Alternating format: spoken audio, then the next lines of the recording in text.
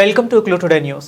J Varalakshmi panchayat కార్యదర్శి, లింగాయిపల్లి గ్రామం, జన్నారం మండలం, మంచిర్యాల జిల్లాను ఏసీబీ ఆదిలాబాద్ యూనిట్ వారు రెడ్ హ్యాండెడ్గా పట్టుకున్నారు. లింగాయిపల్లి గ్రామంలో కొత్తగా నిర్మించిన ఇంటికి నెంబరు కేటాయించడానికి మరియు ఇల్లు నిర్మించుకోవడానికి అనుమతి ఇవ్వడానికి అంటే అధికారికంగా ఒక పని చేసి పెట్టడానికి గాను ఆమె ఫిర్యాదుదారుడి నుండి 13,000 లంచం డిమాండ్ చేసి సేకరిస్తుండగా ఈ పట్టుబడ్డారు. మొదట ఏవో ఫిర్యాదుదారుడి నుండి 20,000 డిమాండ్ చేశారు.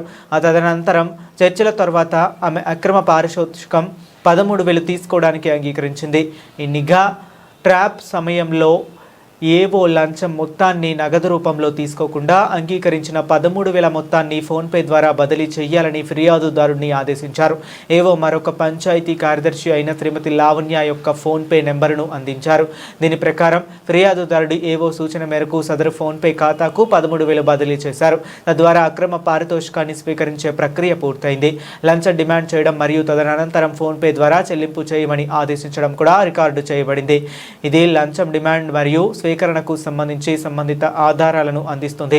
ఈ విధంగా ఏవో తన అధికారిక పదవిని దుర్వినియోగం చేసి అనవసరమైన ప్రయోజనాన్ని పొందడానికి అక్రమ పారితోషికాన్ని డిమాండ్ చేసి అంగీకరించారు. కాబట్టి ఏవోను అదుపులోకి తీసుకుని అరెస్ట్ చేసి కరీంనగర్లోని గౌరవనీయ special judge for SPE and ACB cases ఎదుట హాజరుపరుస్తున్నారు. ఈ కేసు దర్యాప్తులో ఉంది. భద్రతా కారణాల దృష్ట్యా ఫిర్యాదుదారుడి వివరాలను వెల్లడించడం లేదు.